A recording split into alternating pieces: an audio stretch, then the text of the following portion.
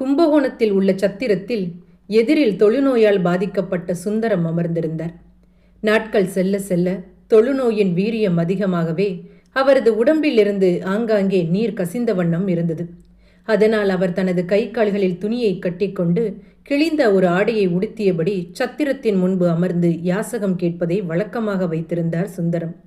அவரை கடந்து செல்லும் பலரும் சுந்தரத்தை ஏளனமாக பார்த்து சிரித்து விட்டு செல்வர். யாரெல்லாம் முன்ஜென்மத்தில் அதிகம் பாவம் செஞ்சிருக்காங்களோ அவங்களுக்கு தான் தொழுநோய் வருமா என்று அவனை கடந்து சென்ற ஒவ்வொருவரும் சுந்தரத்தின் காதில் விழும்படியாக தங்களுக்குள் பேசிக்கொண்டு சென்றனர். ஆனால் சுந்தரமோ அவர்கள் பேசியது எதையும் காதில் போட்டுக்கொண்டது கிடையாது. பணம், பதவி, புகழ் என்று அனைத்தும் இருந்தும் கூட ஒரு மனிதனால் நிம்மதி என்ற வார்த்தைக்கு அர்த்தம் தெரியாமல் பலரும் அதை தேடி அலைவதை நாம் பார்த்திருக்கக்கூடும்.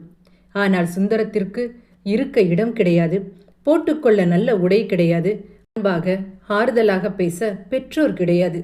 இப்படி அனாதையாக வாழ்ந்து தவித்த சுந்தரத்திற்கு கவலை என்ற ஒன்று என்றும் வந்ததே கிடையாது.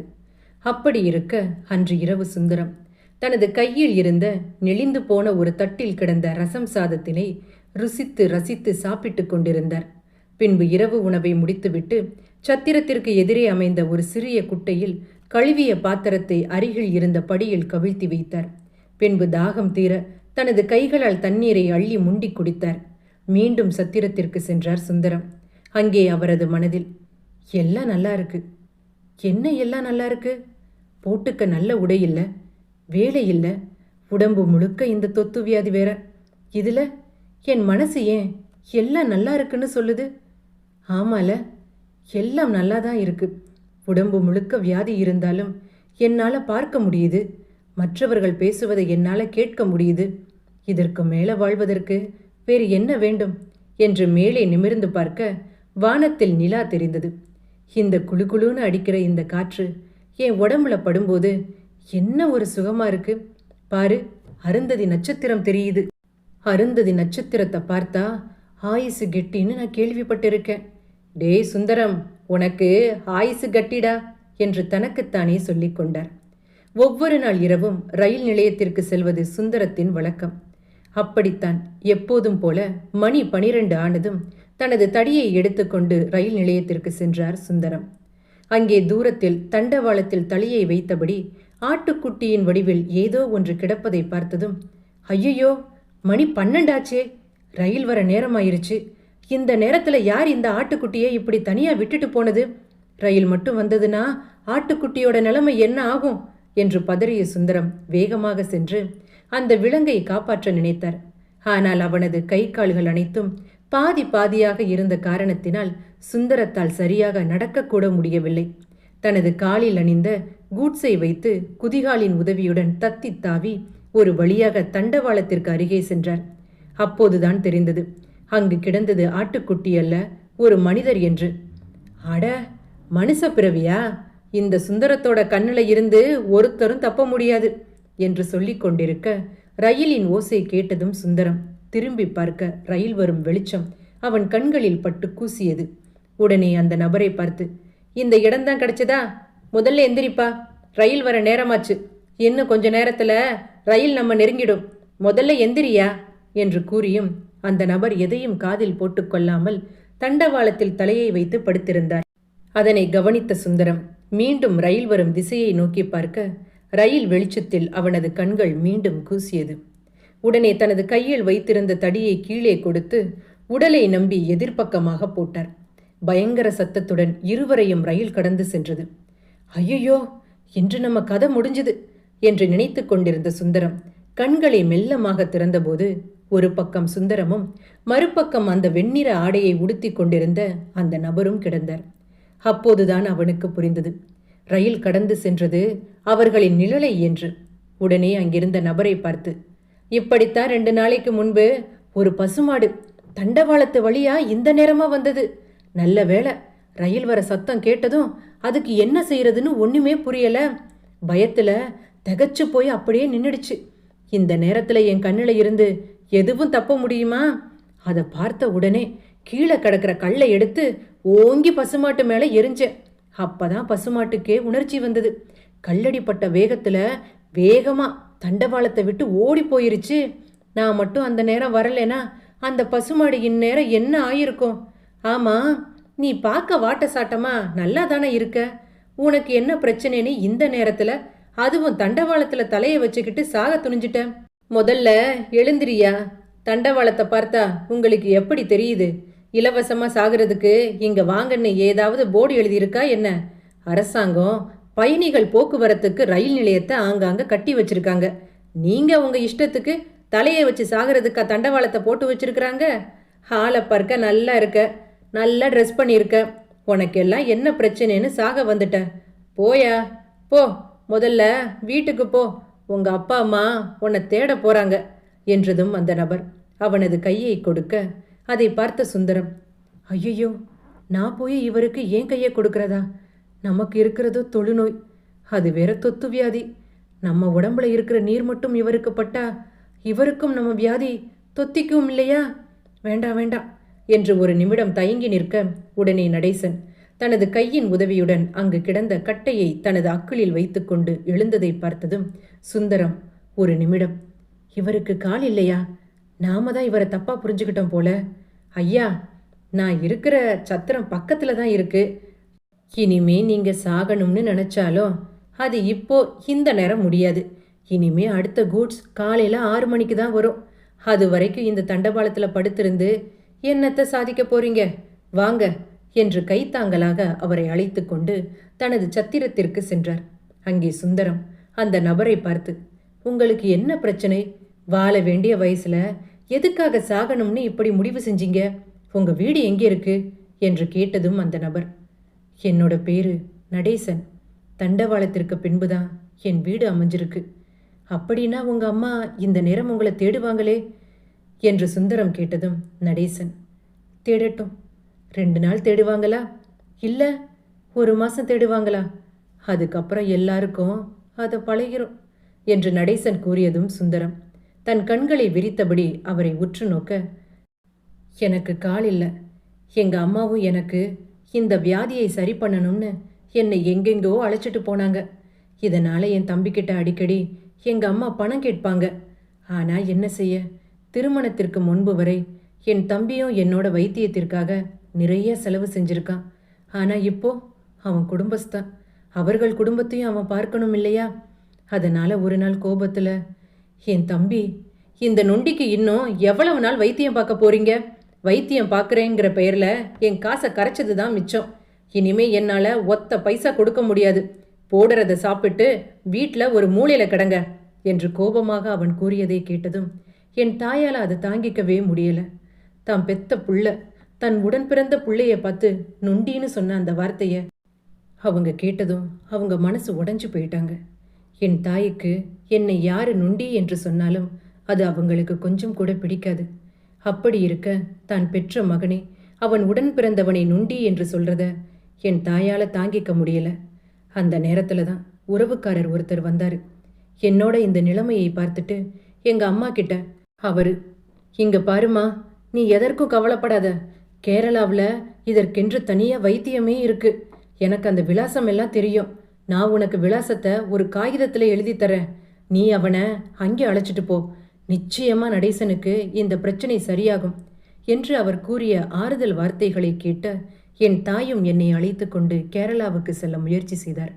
ஆனால் என்ன செய்ய, என் தம்பிக்கிட்ட இனிமே போய் எங்களால பணம் கேட்க முடியாது பாரு. அதனால என் தாய் என் அப்பாவின் ஞாபகார்த்தமாக வைத்திருந்த அவள் தாலியை அடமானம் வைத்து அதில் வந்த பணத்தை கொண்டு நாங்கள் 2 பேரும் கேரளாவுக்கு கிளம்பி போனோம். பேருந்து நிலையத்தில் நானும் என் தாயும் நிற்கும்போது எங்களை கடந்து பேருந்து சென்ற வண்ணம் இருந்தது. ஒரு வழியா ஒரு பேருந்து எங்களின் முன்பு வந்து நின்றது. நானும் எப்படியோ தட்டு தடுமாறி ஒரு படியில் ஏறி படிக்கு அருகில் இருந்த அந்த சீட்டிலேயே போய் உட்கார்ந்துட்டேன். என் அருகில் எங்க அம்மா வந்து அமர்ந்தாள். அப்பதான் எனக்கு தெரிஞ்சது, நான் உட்கார்ந்து இருந்த இருக்கை பெண்களுக்கானது என்று.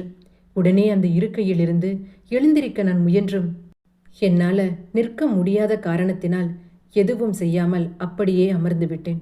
மறு நிறுத்தத்தில் ஒரு அழகிய பெண்மணி பேருந்தில் ஏறியதை பார்த்ததும் என் ஆண்மை என்னை சோதித்து பார்த்தது. முட்டி வரை படர்ந்த அவளது கருநிற கூந்தலும் மஞ்சள் நிற தேகத்தில் கருப்பு நிற ஆடையை உரசி பார்ப்பது போன்று தங்க நிற மேனி ஆங்காங்கே தெளிய அவள் அணிந்திருந்த புடவையை பார்த்ததும் ஒரு நிமிடம் ஒரு ஆணாக நான் என்னை கோபித்துக் கொண்டேன். அப்போது அந்த பேருந்து நடத்துனர், யோ, நீ எல்லாம் ஒரு ஆம்பளையா? ஒரு பொம்பநாட்டி நின்னுட்டு வரால், உனக்கு என்னையா? அண்ணாந்து பார்த்துட்டு சீட்ல உட்காந்துட்டு வர்ற, கொஞ்சம் எழுந்து அந்த பெண்ணுக்கு இடம் கொடுக்க கூடாதா? நீங்க எல்லாம் படிச்சவங்க தானே, மகளிருக்காக மட்டும்தான் என்று அந்த இடத்துல எழுதியிருக்கே, அதெல்லாம் உங்களுக்கு படிக்க வேண்டும் என்று தெரியாதா? முதல்ல எழுந்திரியா என்று கூறியதும் என் தாய், ஐயோ வேண்டாங்க, அவனால் எழுந்திருக்க முடியாது, நீ என்னை தடுக்காத. இல்லப்பா, உன்னால் நிற்க முடியாது. இல்லை வேண்டாம், சொன்னா கேளு, உனக்கு பதிலா நான் எழுந்து நிற்கிறேன். எங்கள் இருவருக்கும் நடந்த வாக்குவாதத்தை பார்த்த ஓட்டுநர் மீண்டும், ஒரு வயசான பொம்மநாட்டி எழுந்து நிற்கிறா, உனக்கு என்னையா என்று கேட்டதும் என் அம்மா, அவனால் நிற்க முடியாதுங்க, அவன் ஒரு நொண்டி என்று கூறியதும் நான் ஒரு நொடி செத்து போயிட்டேன்னு நினச்சேன். பிள்ளைய பார்த்து யாரும் எந்த வார்த்தை சொல்லக்கூடாதுன்னு எங்க அம்மா கோவில் கோவிலா என்னை சுற்றி திரிந்தார்களோ, இன்றைக்கு சூழ்நிலை காரணமா எங்க அம்மாவோட வாயில் இருந்து நொண்டிங்கிற வார்த்தையை கேட்டபோது என்னால் அதை தாங்கிக்க முடியல. அப்போதுதான் என் அம்மாவிற்கு நினைவிற்கு வந்தது, ஐயையோ, நம் பிள்ளையை நாம் நொண்டின்னு சொல்லிட்டோமே என்று எங்க அம்மா அந்த பேருந்துல கதறி அழுதாங்க. எங்க அம்மாவோட அந்த அழுகையை பார்த்த எல்லாரும் என் மேல ஒரு பரிதாப பார்வையை திணிப்பதை என்னால் தாங்கிக்கவே முடியல. எங்களின் இயலாமையை புரிந்து கொண்ட அந்த பெண்மணி என் தாயை அமர வைத்துவிட்டு அவள் நின்று கொண்டு வந்தாள். வீட்டிற்கு வந்ததும் என் தாய் ஓயாமல் அழுது கொண்டிருப்பதை பார்த்து என்னால் தாங்கிக் கொள்ள முடியவில்லை. இதற்கு மேலும் என் தாய்க்கு பாரமாக இருக்க விரும்பாத நான் சாக துணிந்து விட்டேன் என்று நடேசன் கூறியதை சுந்தரம் கேட்டதும் ஒரு நொடி சுந்தரம் தன் கையில் மடித்து வைத்திருந்த சட்டையை மேலாக தூக்கி காட்டினார். பார்த்தியா, உடம்பு முழுக்க தொழுநோய், தொத்து வியாதி. என்கிட்ட யாராவது பக்கத்தில் உட்கார்ந்தால் கூட அவங்களுக்கும் இந்த வியாதி பரவீருமோங்கிற பயத்தில் யாரும் என்னை கண்டுக்கிறது கூட கிடையாது. இவ்வளவு ஏன், எனக்கு தொழுநோயின்னு தெரிஞ்சிருந்தா நீ கூட என் பக்கத்தில் இப்போ உட்கார்ந்துருக்க மாட்ட. இவ்வளவு ஏன், நான் பகலில் பிச்சை எடுக்க மாட்டேன். ஏன் தெரியுமா, ஒரு முறை யாசகம் கேட்டு ஒரு வீட்டுக்கு போயிருந்தேன். என் உடம்புல வடிகிற கெட்ட வாடையை தாங்கிக் கொள்ள முடியாத அந்த பெண்மணி வாயை பொத்திக்கிட்டு வாந்தி எடுக்கிற மாதிரி வீட்டுக்கு பின்புறமாக வேக வேகமாக ஓடிப்போனான். அதை பார்த்ததுக்கு அப்புறம்தான் நான் எப்படிப்பட்ட அருவருப்பான மனிதன் என்பதே எனக்கு தெரிஞ்சது. அது மட்டுமா, யாராவது காலங்காத்தால யாசகம் கேட்டு ஒரு கடைக்கு முன்பு நான் போய் நின்றால் கூட, தரித்திரம் தரித்திரம், காலங்காத்தால கடைக்கு முன்பு வந்து நிற்கிறியே, எனக்கு வியாபாரம் போன மாதிரி தான் என்று என் மூஞ்சிக்கு நேரா பாத்திரத்தை கழுவி ஊத்துறதுக்கு பதிலா வார்த்தையில் என்ன கழுவி ஊத்துவாங்க. ஆனா நான் உயிர் வாழல. பாரியா, ஆண்டவன் உனக்கு காலை மட்டும்தான் கொடுக்கல, ஆனா எனக்கு எல்லாமே பாதி பாதியா கொடுத்துருக்கிறாரு. அதுவும் கொஞ்சம் கொஞ்சமா போயிட்டு இருக்கு. இன்னும் எத்தனை நாளைக்குன்னு எனக்கே தெரியல. உன்கிட்ட அன்பா ஆறுதலா பேச, உனக்காக வருத்தப்பட உங்க அம்மா இருக்காங்க. உனக்குன்னு ஒரு குடும்பம் இருக்கு. ஆனா எனக்கு போட்டுக்க நல்ல உடை இருக்கா? பசிச்சா நிம்மதியா ஒரு வேளை சாப்பாடு சாப்பிட முடியுமா? இல்ல ஆண்டவன் தான் பார்க்கறதுக்கு ஒரு அழகான முகத்தை எனக்கு கொடுத்திருக்கிறாரா? இவ்வளவு ஏன் என்னை நினைச்சு வருத்தப்பட எங்க அம்மா இருக்காங்களா?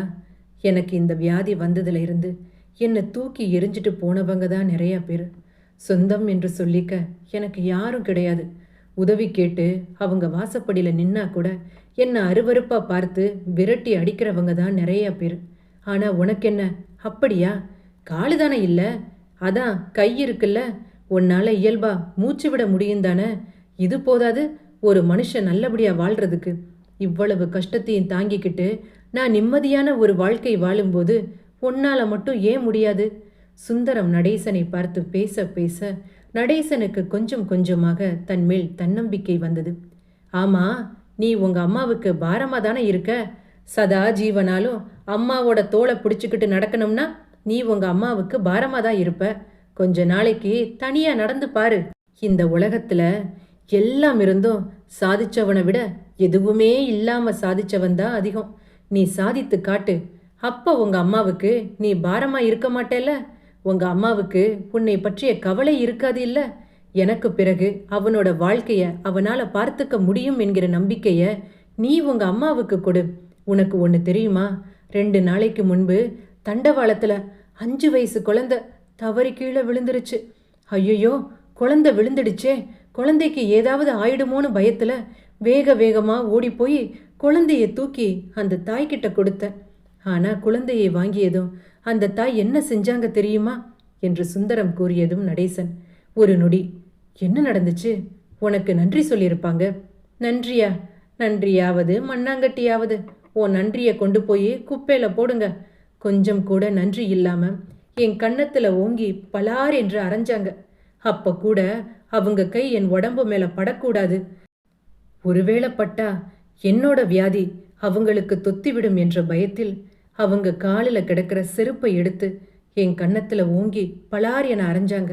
அங்கே இருக்கிற எல்லாரும் என்னை எப்படி ஏளனமா பார்த்திருப்பாங்க தெரியுமா? ஆனா அவர்களை சொல்லியும் எந்த தப்பும் இல்லை. என்ன இருந்தாலும் ஒரு தாய்க்கு தன்னோட குழந்தையோட உயிரை விட அவளுக்கு அந்த வியாதி வந்துவிடக் கூடாது என்கிற ஆதங்கம் தானே அதிகமாக இருக்கும். அது மட்டுமா, உன்னால பேருந்துல ஏற மட்டும்தாயா முடியாது. ஆனா என்ன மாதிரி ஒருத்தனை பஸ்ஸில் ஏற்றுவாங்களா சொல்லு? நானே உயிரோட இருக்கும்போது உனக்கென்னையா என்று சுந்தரம் நடேசனை பார்த்து கூற கூற நடேசனுக்கு அவன் மேல் இருந்த நம்பிக்கை மேலும் அதிகமானது. அப்படியே சுந்தரத்தின் பேச்சை கேட்டு மயங்கிய நடேசன் ஆழ்ந்த தூக்கத்திற்கு சென்றார். நடேசன் உறங்கிய பின்பு சுந்தரம் 20 வருடங்களுக்கு முன்பு தனக்கு நடந்த கோர விபத்தை எண்ணி ஒரு நொடி சிந்திக்கத் தொடங்கினான். அப்போது சுந்தரத்திற்கு வயது 12. பெற்றோர் உறவினர் என்று நிம்மதியாக சென்று கொண்டிருந்த அவனது வாழ்க்கையில் இடியை இறக்கியது போல அவனுக்கு தொழுநோய் வந்தது. உடனே அவனது பெற்றோர் சுந்தரத்தை அழைத்து கொண்டு மருத்துவமனைக்கு சென்றனர். சுந்தரத்தை பார்த்ததும் அவன் உடம்பில் வடிகின்ற நீரை பார்த்த அவனது மருத்துவர், இந்த வியாதிக்கு இந்த மருத்துவமனையில் ட்ரீட்மெண்ட் கொடுக்க முடியாது. உங்க பையனுக்கு வந்திருக்கிறது தொழுநோய், அதாவது தொத்து வியாதி. நீங்க கேரளாவுக்கு உங்க பையனை அழைச்சிட்டு போங்க என்று மருத்துவர் கூறியதும் தங்களுக்கும் தனது மகனிடமிருந்து வியாதி தொத்திக்கொண்டு விடுமோ என்ற பயத்தில் அவனது பெற்றோர் அவனை கேரளாவில் யாருக்கும் தெரியாமல் ஒரு இடத்தில் மனதில் ஒரு துளி இரக்கமின்றி அவனை அங்கு விட்டு சென்றனர். உறக்கத்திலிருந்து விழித்த சுந்தரம், அம்மா அம்மா எங்கே இருக்கீங்க? எனக்கு இங்க யாரையும் தெரியலம்மா, எனக்கு ரொம்ப பயமா இருக்குமா, எங்கம்மா இருக்கிறீங்க என்று தன் தாயை தேடி கதறி அழத் தொடங்கினார். 2 நாட்களாக தன் பெற்றோரை அங்கும் இங்கும் என்று எங்கெங்கோ தேடியும் அவர்கள் கிடைக்காத காரணத்தினால் தனக்கு வந்திருந்த தொத்து வியாதி தன் பெற்றோருக்கு வந்துவிடுமோ என்ற பயத்தில் தன்னிடம் எதுவும் சொல்லாமல் தன்னை விட்டு சென்றதை அவர் அன்று புரிந்து கொண்டார். நாடோடியாக தெரிந்த சுந்தரத்திற்கு பசியும் அவமானமும் மட்டுமே மிச்சம் இருந்தது. ஒரு நொடி சுந்தரம் தனது கடந்த கால வாழ்க்கையை நினைக்கத் தொடங்கினார். பின்பு எப்போதும் போல இரவு நேர உணவை அன்று முடித்துவிட்டு தனது நெளிந்து போன தட்டை சத்திரத்திற்கு எதிரே இருந்த குட்டையில் கழுவி வைத்துவிட்டு தலையை நிமிர்த்தி மேலே பார்க்க அங்கே வானத்தில் அருந்ததி நட்சத்திரம் தெரிந்தது. அருந்ததி நட்சத்திரம் தெரியுதே, அப்படின்னா நாம இன்னும் 100 வருஷம் வாழப்போறோம் போல என்று சுந்தரம் சொல்லி கொண்டிருக்க உடனே அவர் மனதில் இருந்து, அடி செருப்ப, இன்னும் உனக்கு 100 வருஷம் வாழணுமா? உனக்கு இன்னமும் இப்படி ஒரு ஆசை இருக்கா என்ன? போட்டுக்க நல்ல ட்ரெஸ் இல்லை, வேலை செஞ்சு பிழைக்கலாம்னு பார்த்தா ஓ முகத்துக்கு யார் வேலை கொடுப்பா? அட இவ்வளவு ஏன் அன்பா ஆதரவா பேச அவனுக்கு கிடைச்ச மாதிரி உனக்கு என்ன அம்மாவா இருக்கு, இல்லை குடும்பந்தான் இருக்கா? நான் இன்னும் 100 வருஷம் உயிர் வாழணுமா என்று நினைத்தவர் மறுநாள் காலை 6 மணிக்கு தண்டவாளத்தின் முன்பு வந்து நின்றான். அங்கே ரயிலானது பலத்த ஓசையுடன் சுந்தரத்தின் முன்பு வந்து கொண்டிருந்தது. சுந்தரம் தண்டவாளத்தின் முன்பு நிற்பதை பார்த்த அங்குள்ள மக்கள் அவனை தடுத்து நிறுத்த முயற்சி செய்தனர். இருந்தும் ஒருவருக்கும் அவன் உடம்பின் மீது கை வைத்து அவனை தள்ளுவதற்கு கூட யாருக்கும் அங்கு மனம் வரவில்லை. அங்கு கிடந்த கல்லை எடுத்து அவன் மேல் ஒவ்வொருவரும் வீசத் தொடங்கினர். பல நாட்கள் அவன் பட்ட வலியை விட கற்களின் வலி சிறியது என்பதால் அசையாமல் சிலை போல தண்டவாளத்தின் முன்பு நின்று கொண்டிருந்தார். மக்கள் எவ்வளவுதான் தடுக்க வேண்டும் என்று முயற்சி செய்தும் வேகமாக வந்த ரயில் சுந்தரத்தின் மீது ஏறிச் சென்றது. அவனது உடல் அங்கும் மிங்கும் என்று சிதறி கிடந்தது. மக்கள் அனைவரும் அங்கு குவியத் தொடங்கினர். தன் மகன்தான் ரயிலில் விழுந்து இறந்து விட்டானோ என்ற பயத்தில் நடேசனின் தாய் நெஞ்சில் அடித்துக்கொண்டு கதறியபடி அழுது கொண்டே அங்கு ஓடி வந்தாள். மக்களின் கூக்குரல் கேட்டு கூச்சலிட்ட நடேசன் தூக்கத்தில் இருந்து கண் விழித்து பார்த்தபோது அங்கே சுந்தரம் இல்லை. சுந்தரத்தின் கைகளில் கட்டப்பட்டிருந்த துணி அங்கு கிடந்தது. எதிரே இருந்த தண்டவாளத்தில் மக்கள் கூட்டமாக நின்றதை பார்த்த நடேசனுக்கு அப்போதுதான் ஒன்று புரிந்தது. அங்கு சடலமாக கிடப்பது தொழுநோயால் பாதிக்கப்பட்ட தன்னை காப்பாற்றிய சுந்தரம்தான் என்று. எனக்கு வாழ கற்றுக் கொடுத்தவருக்கு நான் சாக கற்றுக் கொடுத்து விட்டேனா? என்னோட கஷ்டத்தை அவர்கிட்ட சொல்லி அவரோட நிம்மதியான வாழ்க்கையை நானே அழிச்சிட்டனே. அவருடைய சாவுக்கு நானே ஒரு காரணமாக இருந்துட்டேனே. ஐயோ, அவருக்கா தொத்து வியாதி? இல்லை இல்லை, எனக்கு தான் தொத்து வியாதி என்று அவன் கண்களில் இருந்து கண்ணீர் வடிக்க அங்கே கிடந்த கட்டையை தனது அக்குளில் வைத்துக்கொண்டு வேகமாக தண்டவாளத்திற்கு ஓடிச் சென்று பார்த்தபோது சுந்தரம் சடலமாக கிடந்ததை பார்த்ததும் நடேசனின் கண்களில் இருந்து மீண்டும் இரத்த கண்ணீர் வடிந்தது. நெஞ்சில் பதறி அடித்துக்கொண்டு தன் மகனை தேடி ஓடி வந்த தன் தாயை பார்த்த நடேசன், அம்மா, உன் புள்ள நடேசன், நான் இங்கே இருக்கேம்மா. உன் புள்ள நடேசன், நான் இங்கே இருக்கேன். எனக்கு ஒன்றும் ஆகலை, அழாதம்மா, எனக்கு ஒன்றும் ஆகலை, நான் சாகலை என்று அவன் கூறியதை கேட்டதும் அவனது தாய் தன் மகனை தன் மார்போடு அணைத்து கொண்டபடி மகிழ்ச்சியில் அவள் மனம் சிலிர்த்து போனது. மனிதர்களாக பிறந்த ஒவ்வொருவருமே ஆறறிவு ஜீவன்களிடம் எதிர்பார்ப்பது ஒன்றே ஒன்றுதான், உனக்கு நான் இருக்கிறேன். இந்த வார்த்தையை நம்மிடம் யாராவது சொல்ல மாட்டார்களா என்று ஏங்கி தவிக்கும் மனித உள்ளங்கள் பல. இளமை பருவத்திலும் அல்லது முதுமை பருவத்திலும் உனக்கு நான் இருக்கிறேன் என்ற வார்த்தையை யாரேனும் ஒருவர் நம்மிடம் வந்து சொல்லும்போது அதை கேட்கும் நபரின் மனது எப்படிப்பட்ட சூழ்நிலையாக இருந்தாலும் அந்த வார்த்தை அவருக்கு ஒரு மிகச்சிறந்த ஆறுதல் மருந்தாக அமையும் என்பதில் எந்த ஒரு சந்தேகமும் கிடையாது. சுந்தரம் நடேசனை பார்த்து அப்படிப்பட்ட புத்துணர்ச்சியை அளிக்கக்கூடிய வார்த்தைகளை கூறியதால்தான் சாவை நோக்கி பயணம் செய்த நடேசன் வாழ வேண்டும் என்ற ஆசை அவனுக்குள் வந்தது. நாமும் நம்முடைய வாழ்க்கையில் கஷ்டம் நம் கண்களை மறைக்கும் பொழுது நம்மிடம் ஆறுதலாக பேசுவதற்கு, வாழ்க்கையின் காரணத்தை புரிய வைப்பதற்கு என்று யாரேனும் ஒருவரை ஏதோ ஒரு சூழ்நிலை காரணமாக சந்திக்கின்ற சந்தர்ப்பம் நம்மில் சிலருக்கு கிடைத்திருக்கும். அப்படி யாரேனும் ஒருவரை நீங்கள் சந்தித்திருந்தால் மறக்காமல் அதை கமெண்டில் தெரிவிக்கவும். கண்டிப்பாக இந்த கதை நம்மில் பலர் நம்மிடம் எல்லாம் இருந்தும் கூட ஏதோ ஒரு நிம்மதியற்ற உணர்வு நம்மை தூங்க விடாமல் ஆட்கொள்வது உண்டு. ஆனால் சுந்தரம் அவனுக்கென்று அன்பு காட்ட பெற்ற தாய் கிடையாது, நல்ல வேலை கிடையாது, போட்டுக்க நல்ல உடை கிடையாது, பிச்சை கேட்டு சென்றால் கூட தன் முகத்தை பார்த்து மனதார உணவளிக்கும் ஒரு சூழ்நிலை கூட அவனுக்கு கிடையாது. இருந்தும் ஒவ்வொரு நாளும் இயற்கையை ரசித்தபடி, நிலா வெளிச்சமும் குளிர்ந்த காற்றை அனுபவித்தபடி அவன் ரசித்து வாழ்ந்த வாழ்க்கை எவ்வளவு அழகானது என்பதை இந்த கதை நமக்கு உணர்த்தியிருக்கும் என்று நான் நம்புகிறேன். இனியாவது நம்மிடம் இருக்கும் சின்ன சின்ன சந்தோஷங்களை கூட கொண்டாட கற்றுக்கொள்வோம். இந்த கதை எழுத்தாளர் ஜெயகாந்தன் அவர்கள் எழுதிய நான் இருக்கிறேன் என்ற புத்தகத்திலிருந்து எடுக்கப்பட்டது. இனிமையான தருணங்களில் ரசித்து வாழ கற்றுக்கொள்வோம். இந்த கதை உங்களுக்கு பிடித்திருந்தால் மறக்காமல் லைக் பண்ணி ஷேர் பண்ணுங்க, சப்ஸ்கிரைப் பண்ண மறக்காதீங்க. இந்த கதைக்கு உங்களுடைய மதிப்பெண் என்ன என்பதை கீழே இருக்கிற ஹைப் என்கிற பட்டன் மூலமாக தவறாமல் நீங்கள் கொடுக்கலாம். மீண்டும் ஒரு நல்ல கதையுடன் நான் உங்களை சந்திக்கும் வரை நன்றி, வணக்கம்.